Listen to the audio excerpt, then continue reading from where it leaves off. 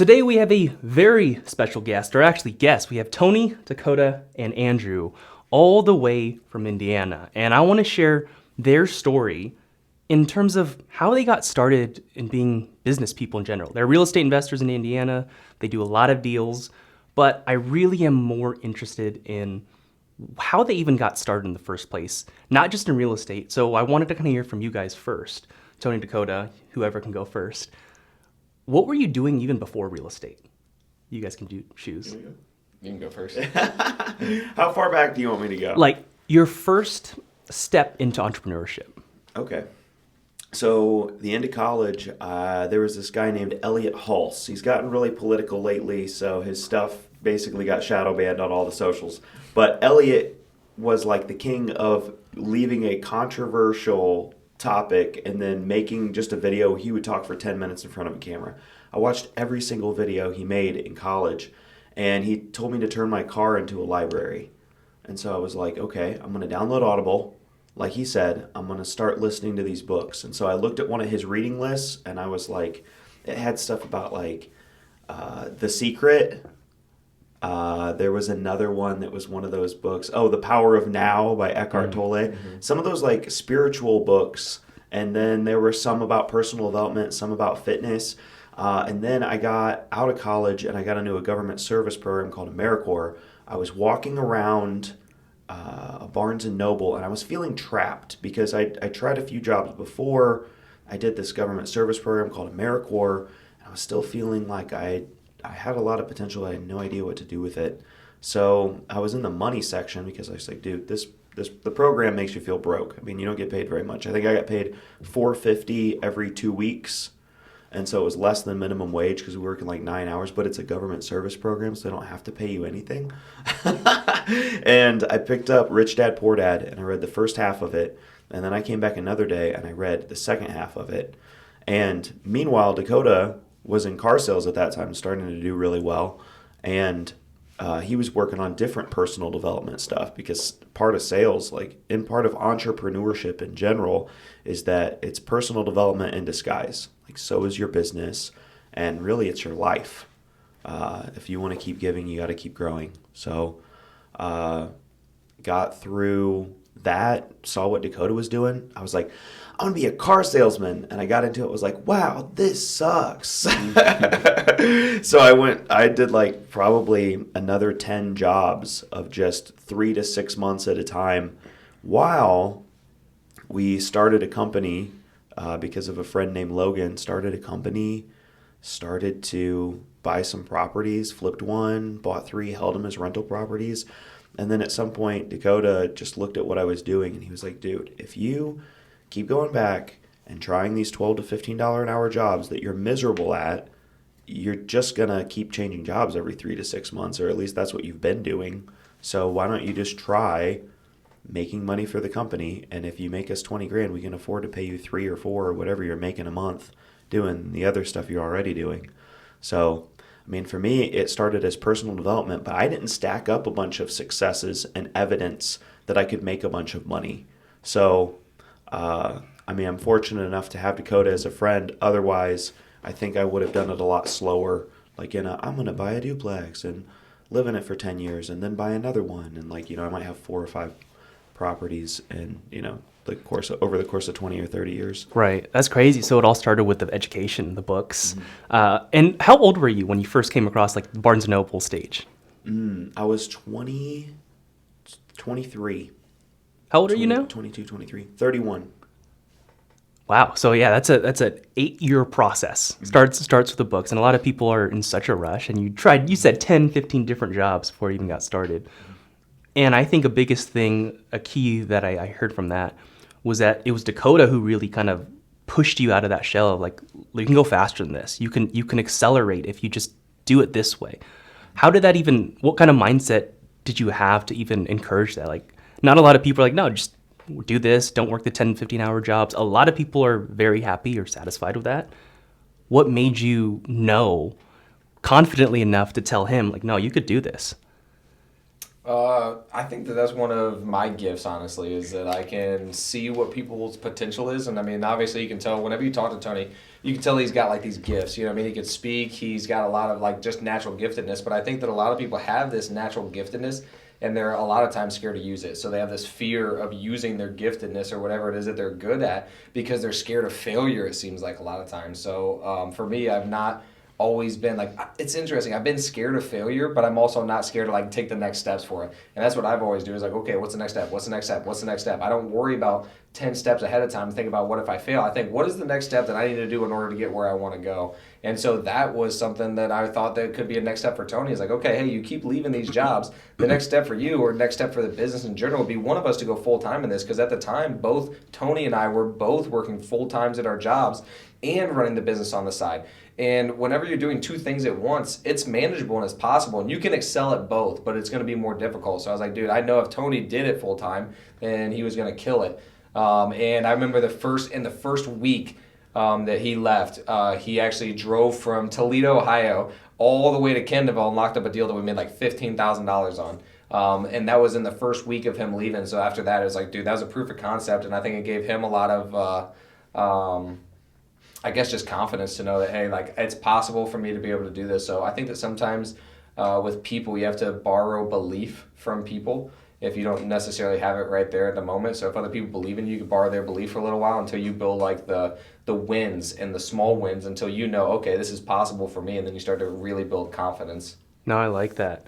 Now, can you backtrack a little bit? And how did you guys even connect? Because, you mentioned it very easily, like the flow of, yeah, Dakota just told me we worked together, we bought deals, but not a lot of people have that kind of trust. Were you guys friends already? Or? Yeah, the reason why I did the fast version is because people always give me crap about the 30-minute story, because I can tell the entire story. But we'll just go back. I'll give you a shorter version. So I was a lifeguard at where we went to high school. And at the time, my parents were getting divorced. And so because my dad wasn't around, I was able to have a fight club at my house. I was posting those videos every 2 weeks. I'd have a fight club at my house. I'd use the old flip video, like just the point and click, and then you pull out the USB and put it in YouTube. And so some kids around school were starting to know that, like, oh yeah, Tony's got a fight club. And so Dakota came up to me and was like, hey man, would you teach me how to fight? And apparently, I don't remember saying, like, if you hang around with me, I'll turn you into a badass. Apparently, I said that. Apparently, I said that. I don't remember that. But I didn't really know how to fight. I knew how to wrestle, and I knew badly, like 7 submissions, like badly. Like, not great technique or anything like that. But we started hanging out, and I started going over his house pretty frequently. Just like when I get out of school, he was pretty nearby, and we were eating Pop-Tarts and eating Hot Pockets, spaghetti and meatballs, and playing Call of Duty, yeah. South Park. Okay, well, I want to pause you.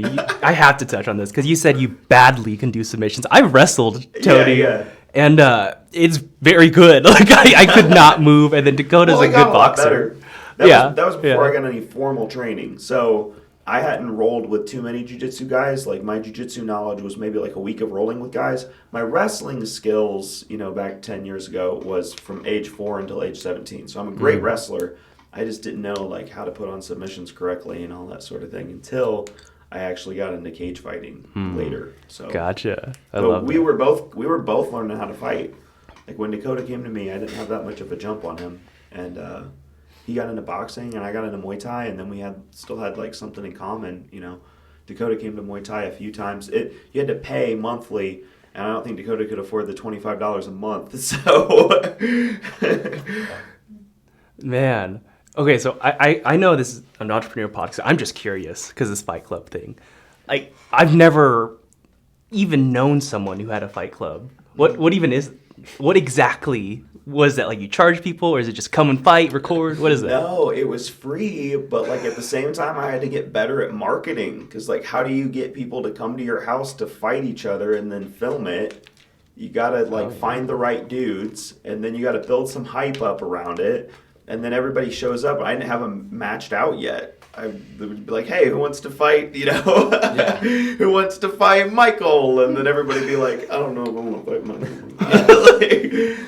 So we would literally just congregate, and it was due to all, were either ex-wrestlers or Taekwondo guys or people who thought they were boxers but weren't boxers.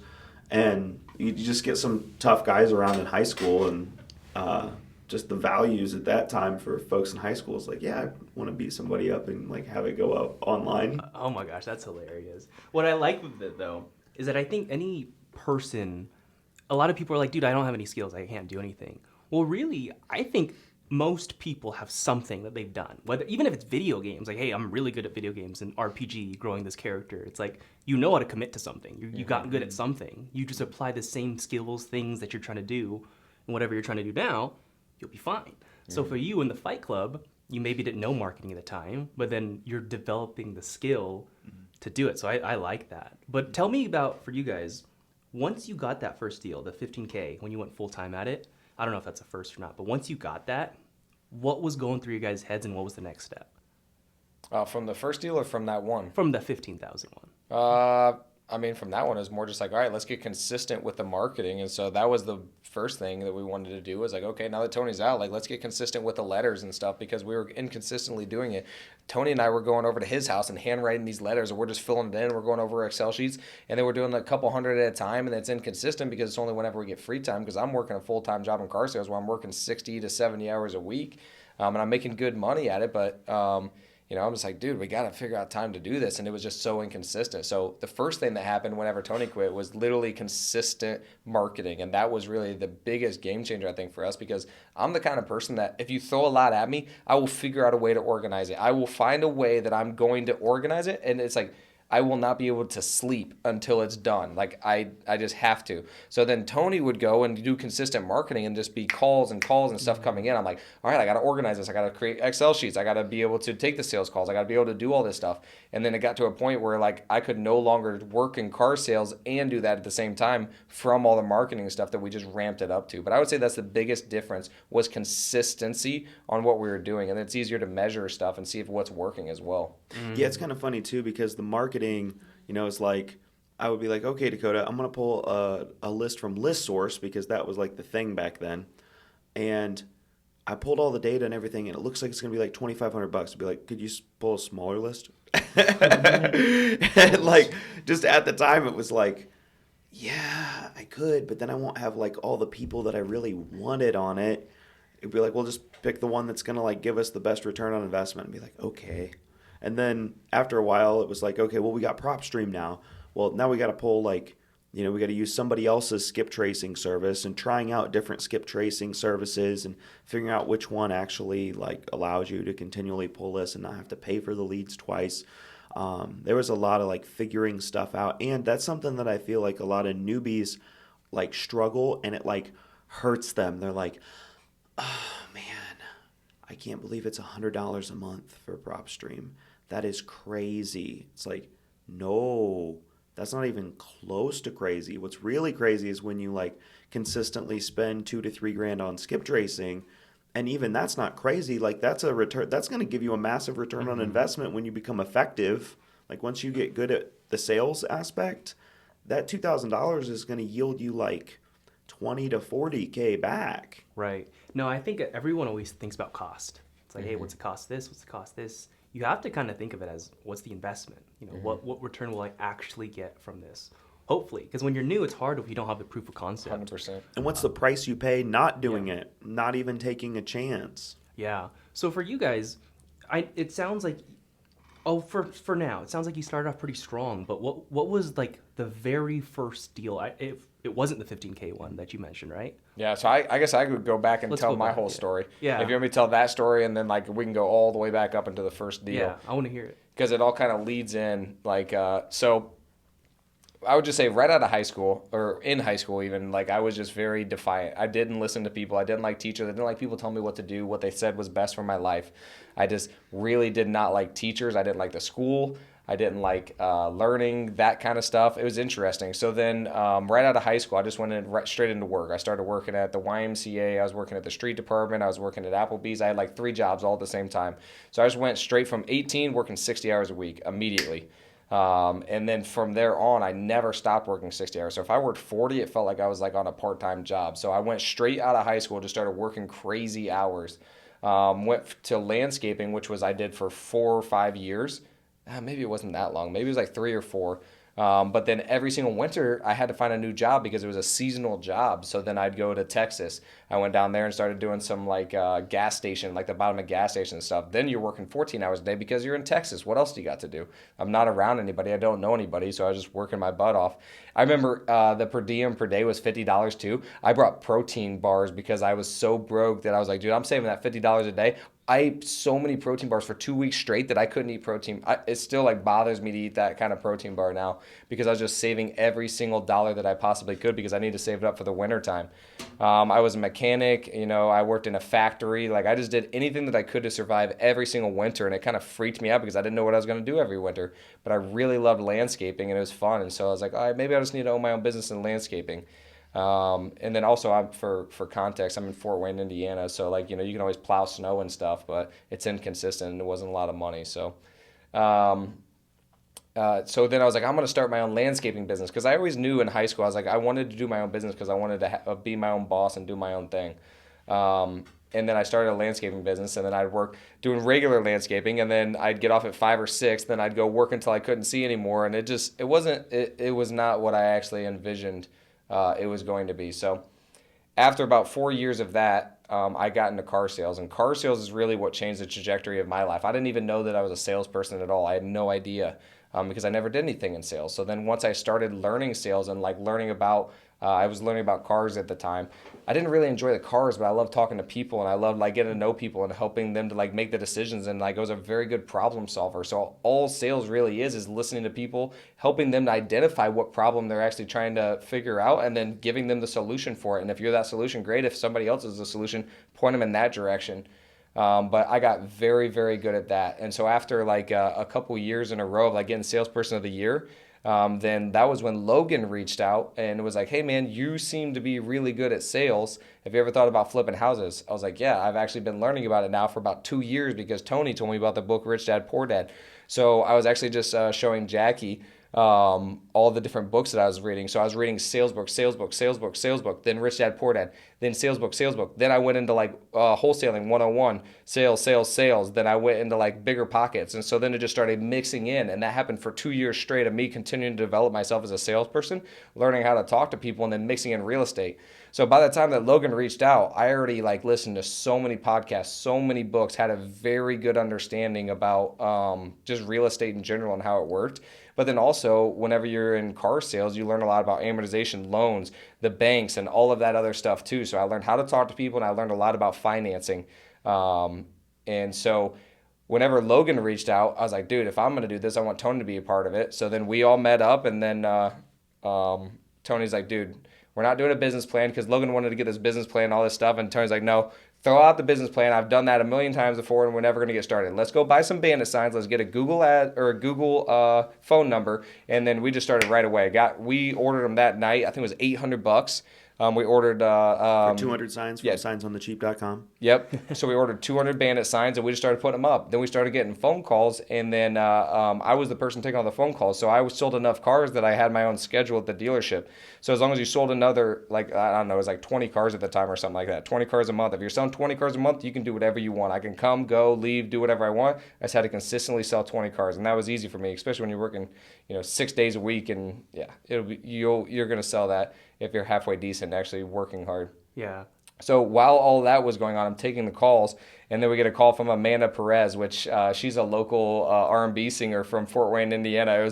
She actually was the person who called, and then it was for her nephew or something like that who wanted to sell his property in the hood. And so we bought this property. It was $27,000. And so we bought that one, and so we were supposed to split it 3 ways, and then we ended up selling it. Long story short, we ended up selling it for like $35,000 or something. We netted like $8,000 or something stupid, and yeah, that was our first deal, and it was a interesting one.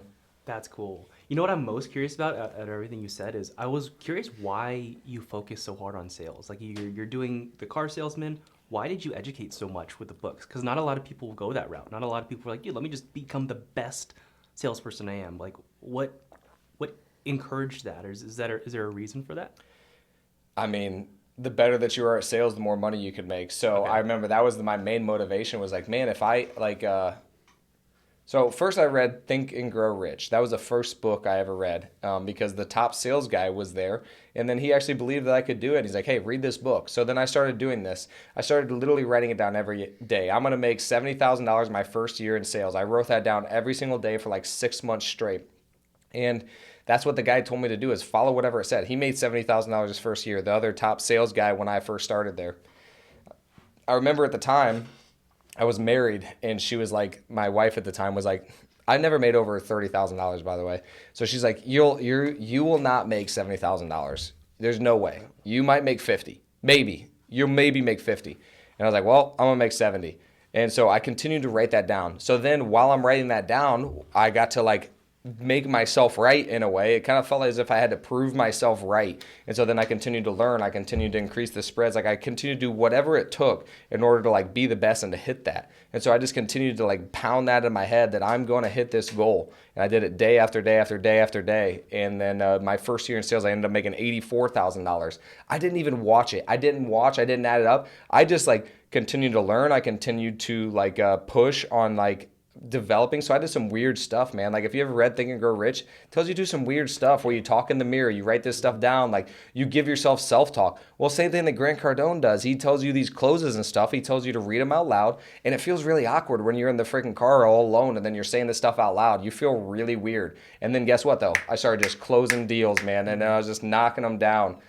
So yeah, I think that was the main motivator was honestly like, I had something to prove, and I like to prove people wrong. I actually get more motivation when somebody doesn't believe in me than whenever people do, because whenever you believe in me, now I feel like, oh, snap. If I fail, I just let you down. Whereas like if you don't believe me, I'm like, all right, it's win-win. If I lose, you're right, good job. And then if I make it, then I get to prove you wrong. So no matter what, I like being the underdog more. Yeah, I'm the same way, man. Yeah. It's like if someone ever tells me like you can't do that, I'm like, I'll do it. Yeah, thank you. I'll do Yeah, it. thank you. Thank you. I needed that.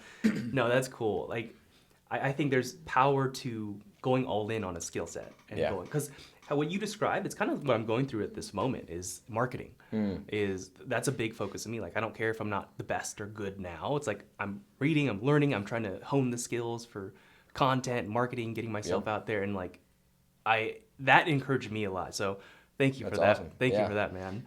I know you guys actually, because you mentioned Think Grow Rich, and you mentioned like you guys do different kinds of things. I know you guys personally, so like, are there things that you do? Like, what? Okay, you know what? Walk me through, like Tony, walk me through your routine, like the morning routine, the night routine, whatever things you do, because I'm really curious. Well, what you do. the first thing I did in the hotel today was the Wim Hof, and then everybody else kind of joined in. Can you explain that? Oh, yeah. I mean, Wim Hof is becoming a lot more popular right now. It's a breathing technique, and basically it's just a session of 30 fully in, fully out breaths, but you sort of do it in a rapid way that gets you kind of lightheaded and that sort of thing. Then you hold your breath Give for him a an little example. bit. Yeah, give me the example. The camera. Yeah, like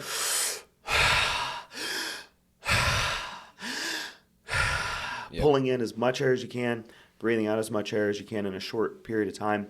And I got that from Gary Brecka. 10X GrowthCon, he showed up the first time that they did, they brought Gary up. He talked about gene mutation tests. And so one of the other things I do is take these supplements. So if your body doesn't produce what it needs in order to either create folate or utilize folate for bodily processes, you have this chain of events that occurs that affects things like your mood, anxiety, depression, your ability to generate the correct amounts of like thyroid hormone. It might not be that specific gene mutation because there's a lot of different ones, but like these gene mutations that people have make it so that they can't utilize raw materials that are available to them in food. So if they get food with folate in it and they look at it and they go, oh, I'm getting my prescribed dose of B9. Thank you, General Mills. No, it doesn't work. Your body can't actually use it. So you need to supplement with something like 5-MTHF. And I think that also came along with just being sort of an emotional person and going into mood swings of like anxiety and depression. I got into nootropics like a long time ago and just have studied them long enough to be like, okay, I'm my own doctor. I'm not going to get put on Valium. I'm not going to end up on a serotonin reuptake inhibitor. Like those things just flatten you out. They make you feel like garbage. So figured out ways to naturally improve my body's ability to produce and repeat dopamine and serotonin processes, feel better, sleep better, that sort of thing. So my daily routine is mostly just like always doing the supplements, always doing the Wim Hof. I've been on a streak of not missing the gym. So, sometimes I miss the gym, but I still work out at home. And so started doing the ice shower, cold shower. You guys' showers don't get as cold in here in Vegas as they do in Fort Wayne. But That's 100% accurate. besides that, I'm trying to think. Something that Dakota does at the office is the 5-minute journal. So I'll let him get on that. Yeah. No, I'm really curious. That's fascinating that you focus a lot on the supplements and the gene mutations to like whatever your body is needing or does not get. Because I noticed like the times that I feel like I'm in a rut or not feeling good, it's usually because something in my routine is off. Like whether it's I'm not actually working out every day or I'm not sleeping good, I'm not, whatever it is. And I didn't even think about what about the foods or the nutrients I'm getting and what kind of mutations I might have where I need something, but something doesn't allow it to absorb or whatever it is. So that's kind of fascinating. You can think about things like generational curses too. Like people will be like, "Oh yeah, our family is just known for bad temper." Well, then like you look at one that I inherited from both of my parents, and it's like one of the symptoms is bad temper, and so it's just like, as that's something that the Bible even says, is that like curses get passed down generationally, and all I really think it is now is like it was a gene mutation. You inherited this deficiency to the point where you can't utilize or create the raw materials your body needs to function like a quote unquote normal person. There's so many gene mutations out there that everybody's got something wrong with them. Yeah, I mean, just for personal purposes, where would you test that? 10x, I think it's 10x gene mutation test. You type it into Google, it's like $600. They send you a swab, and you just like really push on the inside of your cheek. It's supposed to be a cheek cells, not like saliva, but cheek cells. You send it back to them. They show you what problems you got with your genes. That's crazy. I'm going to get into Dakota's, but what I think is so fascinating is that for both of you guys and for anyone is a lot of people who are hearing gurus or influencers on the internet, like, hey, they have this routine, they do this, it's going to work. It's like, no, they've tried so many different things that they found what works for them. They found what they like and that they enjoy. And so that's something that I haven't heard anyone focus on.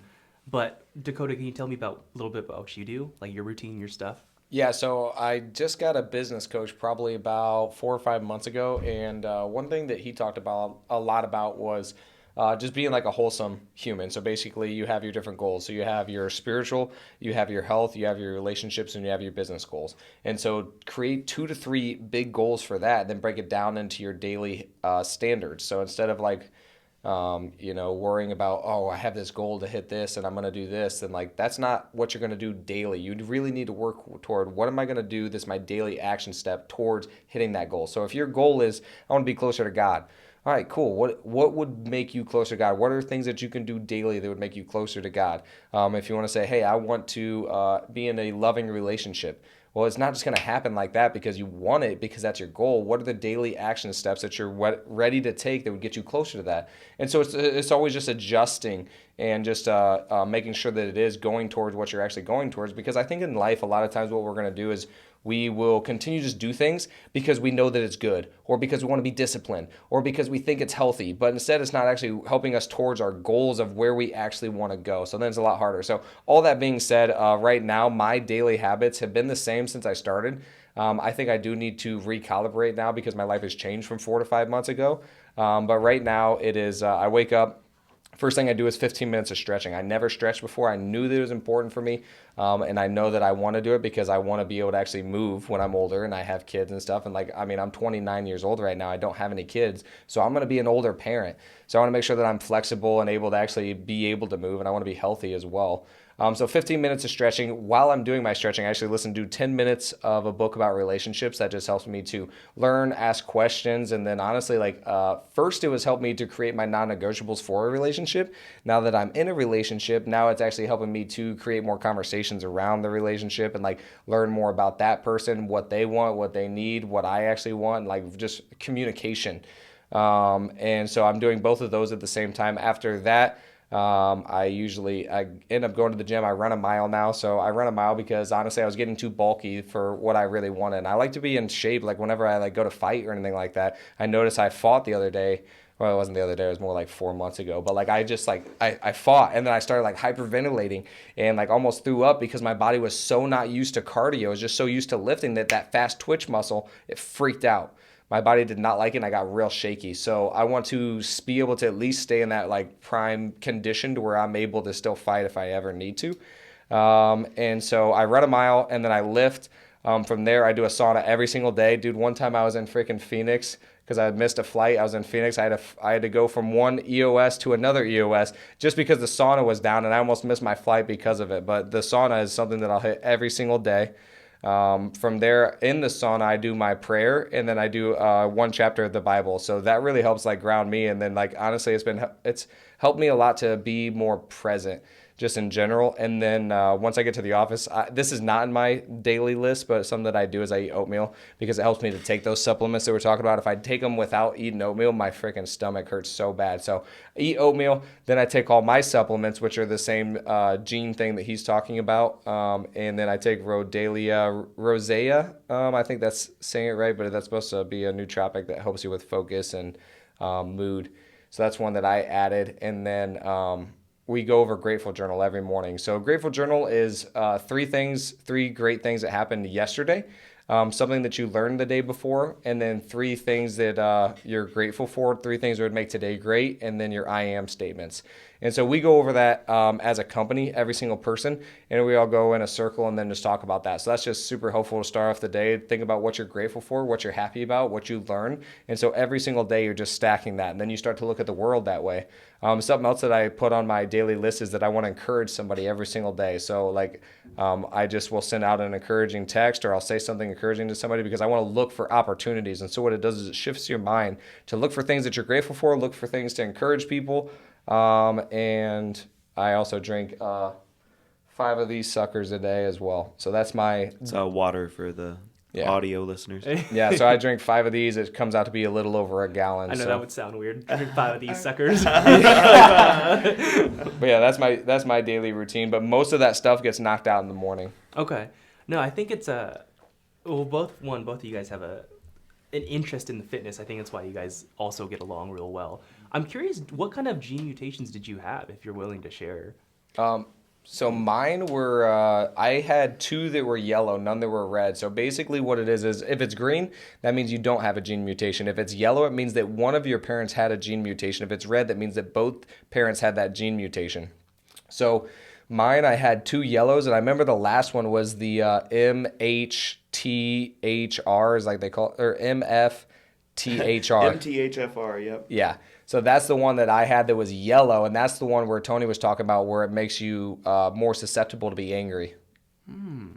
The reason why I asked, because you mentioned early on, was that you always wanted to like go against the rules. Like you didn't like being told what to do. And I was wondering if that was like a gene mutation or just personality. I don't know if that had factored in. I don't know. I mean, so I have like a different philosophy on stuff like that because I think it's interesting because a lot of times people will use that as an excuse of, oh, my genetics are like this, so that's just who I am. Okay, I believe that, yes, that makes you more susceptible to it, but it doesn't mean you're a victim of it. So it means that, yes, you are more likely to be that way because your body reacts that way. But I think our body reacts a certain way no matter what. Whenever we feel scared of something, you're going to feel fear, you're going to feel adrenaline, you're going to feel that. But what you decide to do with it is still up to you. So I think that, yes, you're going to be more susceptible to that stuff, but I don't think that people should use it as an excuse to just be like, yep, I blow up because that's in my genetics. Yeah, I'll say too that like there's other knowledge that we've gained. We went to neuro-linguistic programming, and they specifically talk about how you can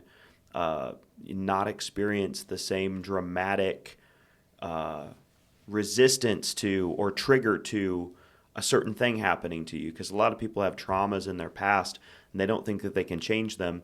And then there's companies like NLP.com that are like, we believe that change can happen in an instant. And I've seen them remove somebody's phobia in like 15 minutes.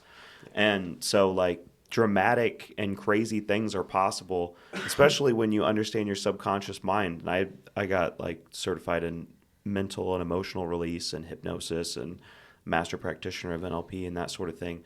It's not just that program, though. For like people that are brand new, I highly recommend PSI seminars. Their basic seminar shows you why you're doing the things that you're doing and why you're not getting the results that you'd like to get.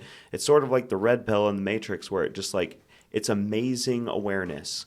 It teaches you awareness beyond like any other seminar I've ever done. And so to me, it's like, the coolest thing about that too is that you learn through doing. And so it's not seminar person after seminar person after seminar person. It's literally they have you do activities by yourself, small group, large group. They don't tell you the point until the end. So you show up exactly how you'd show up in real life. And then you get to choose whether or not you're going to accept your results or not, because that's something that you completely created on your own. Nobody else was responsible for the outcome except for you. So it's like $600. If anybody's listening to this and you go to the PSI Basic Seminar, it'll change your life. It'll open your eyes. It's like massive awareness. And then once you figure out all your subconscious programs, you can use NLP to change them. That's where we met Andrewski. Yeah, that's where we met Andrew. Yeah, with the PSI. It was a PSI seminar. We brought it to Fort Wayne. That's where we met him. No kidding. Yeah, now you guys are working together, and I love that. Yep. Okay, so what I'm curious about now is what's next for you guys? Because you guys do a lot of deals already. Is the goal to scale up the real estate business like crazy, or is to do something else with anything else? Like, what's the next goal? I think we have similar goals. I think we're gonna go maybe different directions with it. So Tony talked about NLP, and he likes coaching more like that. I'm more the kind of person who's more consistent daily. Like, all right, let's hold you accountable. Let's change your daily habits. Let's do that kind of stuff. Tony likes to really go into the subconscious and do more of that. So I'll let him talk more about that. But my goals would be to, we just bought an event space. So we just got that under contract like 2 or 3 days ago. So we want to start holding more events. We just bought the Fort Wayne RIA. So we actually bought that. So that's a consistent thing that we're going to do monthly. We want to hold more events. We want to bring a wealthy investor. We want to bring some of those. Like maybe we do one big event every 6 months. And then eventually, once we do get all this automated, I mean, like Andrew's our acquisitions guy. So we're hoping that like he's going to step up eventually and be in like a management role where he's now has control over his other salespeople. And then we have everybody as our key players. And then now we're no longer needing the business. And then we want to go on to coaching. And I really want to be like a life coach, because I just like helping people to break through whatever they're going through. Like, maybe they do need to borrow belief. And it's interesting how whenever you have a coach and they just tell you, do this, this, this, and this, you're more likely to do it, even though you knew what to do beforehand. So just having somebody alongside of you and holding you accountable to that is something that I feel like I'm really good at. I hold myself to a very high standard, so I'm able to hold other people very accountable and to that same standard. So that's something that I really enjoy and that I want to do next is just, coaching individually is like probably more like a business coach, but it'll be like life coach, but I'll probably call myself a business coach because I love going into businesses and seeing how we can bring it to the next level too. And I think I have enough skill sets and like sales. I have an understanding of marketing. I'm not special at it. Like, Tony's like way more creative at it, but I got a general understanding. I'm really good at talking to people. I know who's like gonna, like, I know how to change an environment. I know how to do a lot of stuff that I think is going to benefit the business world a lot. So, and I love it. I love learning about business and hearing about numbers. Yeah, I think one thing I really liked what you said, I don't know if you even realized you said it, but it was you like the standards, not even goals. A lot of people are like, no, like here's my goal. This is my goal for the week. It's like, what if you just had a standard? Yeah. Because goals, you can either hit them or don't. Right. Standard, it's non-negotiable. Yep. This is what I do. I work out every day. Like, it always happens. Yep. So I like that you said that, and I feel like you'd love that, man. I feel like it's a perfect fit. Yeah. But what are you looking to do? I'm similar with the events and that sort of thing. I think, though, way in the beginning, I needed a big enough why, and real estate was a big enough why to the point where it was like, it is undeniable that you should have real estate. So I know that there are folks out there that are like, I just want my business, I just want this, I just want that. But it's so predictable as far as creating generational wealth, cash flow, appreciation, getting the benefits of depreciation, like all of the benefits of real estate make so much sense that I will do it until the day I die. Dakota will do it until the day he dies, probably. I mean, if deals come to us, it's like, if that makes sense, we're doing it right now. No questions asked. You go out leverage too, like bank loans. Once you get comfortable and you accept the fact that like debt can be a useful tool and you're not scared, then you can continue to buy properties and pull all of your money back out of them, like over and over and over again. So that makes a whole lot of sense. The stuff that I've learned with neurolinguistic programming is just that sometimes people have a limiting belief, or they have baggage, or they have something that they need to let go of in order to get themselves congruent, feeling motivated, getting started. And so I think Dakota should give me one of his people when he's like, yeah, they're stuck, they're not doing anything. Be like, all right, give them to me. I'll let all their baggage go, and then we'll put them back in your group and see if they start taking consistent action. Because I think sometimes people are just like, they have so many excuses, but it's rooted in like a limiting belief, and then that limiting belief has a bunch of trauma and baggage on top of it, and they're just so convinced that they can't start moving. So that's really the only difference. I'm still going to do a lot of content. I'm still interested in coaching. I'm still, we have a similar vision. You know, it's interesting. You said you guys are probably going to go different routes. Do you think that could be complementary to each other? Because, if you were focusing on the emotional baggage and the breakdown of like the reason why to get people over the hump, and then you're just like, no, just do it. Like I feel like it's a perfect combination. Yeah, right. Be like, dude, this guy's way too woo woo. He's like talking about going on spiritual retreats and stuff like that. I need you to like get him to do some stuff. Yeah. Like you need to join Dakota's coaching because this guy's driving me nuts. Yeah, and honestly, like that, like both work because I've definitely vibe with it. Just do it, because if someone. I mean, that's a part of the wealthy investor, like the accountability. That helped me a ton. Yeah. Even if I didn't even talk to the person a lot, it's like, no, I just know they're going to be there. Like it's on top of what I already had a standard on, but it's like, if I'm the day before I haven't done it, I'm like, I'm doing it. I'm staying up late. I'm doing this. And the social environment of it as well. So we do it with our team. So like, we have like, we rate everybody on a scale of 1 to 10. How in do you think that this person is in the company? And then how likely is it when you give them a task, are they to accomplish that task? Scale of 1 to 10. And so when you add in the social dynamic that you're talking about, whenever you just tell somebody that you're going to do something and then you continue to not do it week after week after week, you're eventually going to quit and get out of it, or you're going to do it. Those are your two options.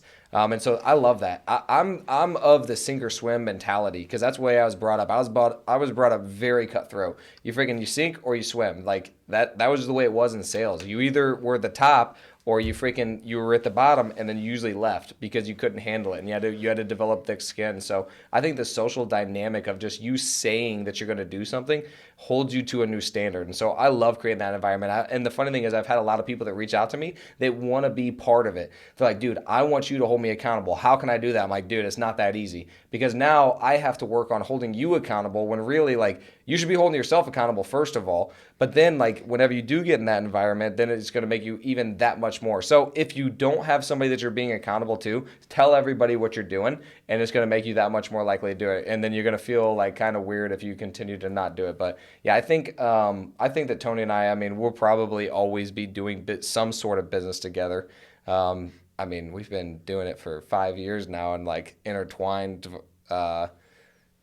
10 to 12 different LLCs or something like that. Nice. So, I don't think that we'll ever be like, all right, well, we're going to do this. But I think that, again, he's going more the neuro-linguistic program, which I think there's a ton of value to. And then I enjoy just so much more of like the daily, like, all right, daily action kind of thing. And there's coaches for both. Yeah, 100%. Yeah. What I'm curious about is how, I know you said you think you're going to enjoy the coaching, but the truth is, with students in general, people, everyone kind of knows what they need to do. Is just having that person like, dude, you already know. Because I'm noticing this when I'm coaching people. People ask me a question. I'm like, well, what do you? First is like, where's your head at? What do you think you should do?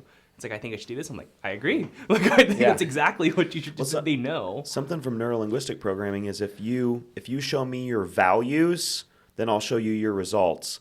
And so some people, like if you take their life values, and let's say they have family above money, but they're not making the money that they want to make, but their family has ball games every weekend, they're going to be at that ball game. And so sometimes it's like, are you comfortable with that? Have you accepted all of the parts of yourself? Are you congruent? Do you understand that your family comes before your money?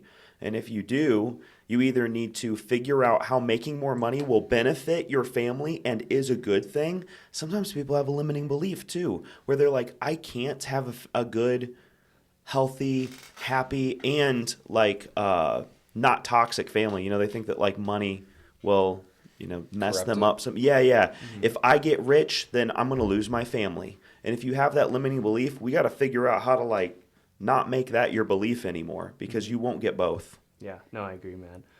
So, two last things I want to conclude with is one, how can people help you? So, like, if someone's listening to this, they're like, I really like these guys, how can they reach out to you? And how can they help you, whether it's deals or whatever it is? Yeah, Tony and Dakota on Instagram, LTD Property Group on Facebook, 'cause that's more of our like local one, and then Tony and Dakota on YouTube. Most of the other ones, it's Tony and Dakota or LTD. So just search for those. Find us. We're in Fort Wayne, Indiana. We have 68 rental properties. We did, how many flips did we do last year? 30 flips and then like 70, somewhere around 70 wholesale or wholetails. And we kept some rental properties. So if you know anybody around the Indiana area, we're holding a real estate meetup. It's free. It's the first Friday of every month.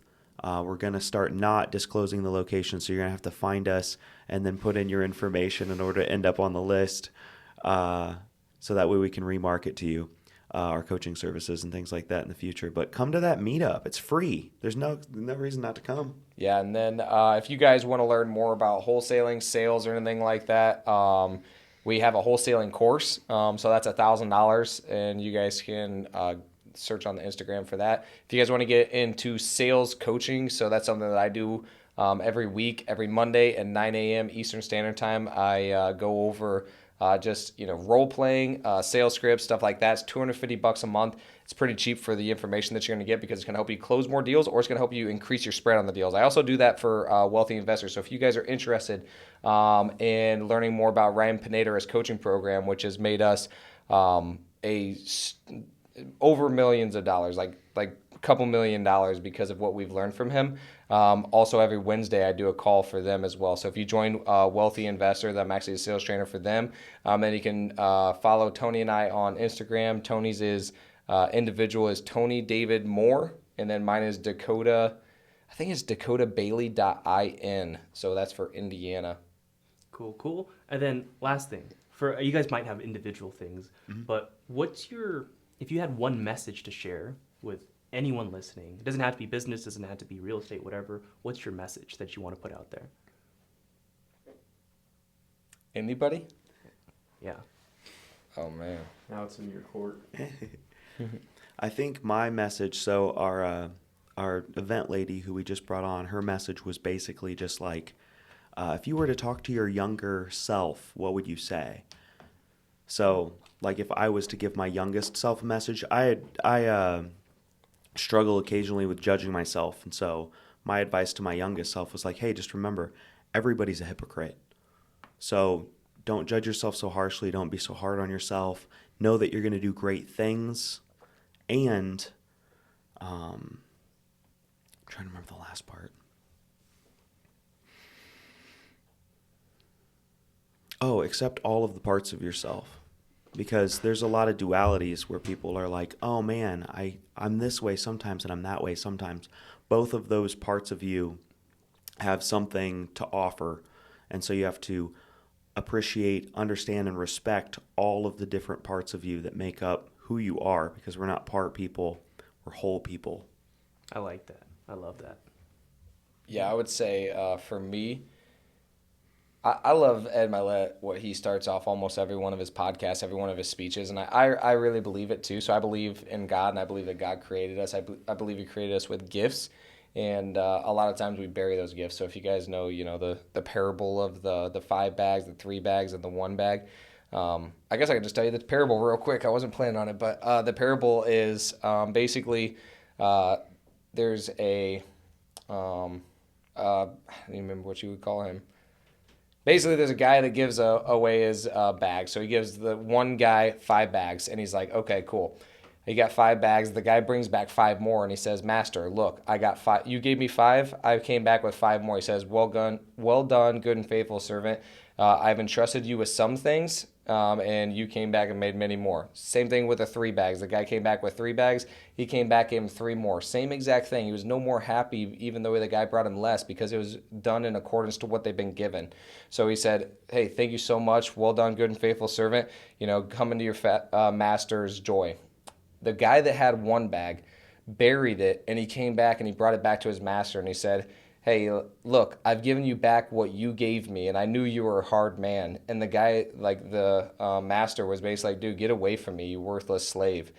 So he was like just trying to give back what he already been given. I feel like a lot of times that's what we do as gifts. So Ed Milet quote is, "You were created to do great things," and I really believe that. As God gave you a gift, and it's your responsibility to use that gift in whatever capacity it is. That might not be business, that might not be money. It's whatever your giftedness is, and you guys know what your giftedness is. And if you say that you don't, then ask somebody. Ask somebody that's close to you. "Hey, what do you think that my gifts are?" Because you have gifts, whether that's giving, whether that's love, whether that's words of affirmation, whether that's business, whether that is making money, whether it's giving away to charity. There's so many different gifts, and everybody has one. And I would just say use your gift and use it to your fullest potential, and you were created to do great things. I love that. I didn't even expect that at all, but I love those messages for both of you guys. But you guys heard it here. We have Tony, Dakota. Thank you guys so much for being on. I really appreciate it, and hope you guys enjoyed this episode. If you did, make sure to reach out to them. Bring them deals in Indiana. Yes, Peace. sir. Peace.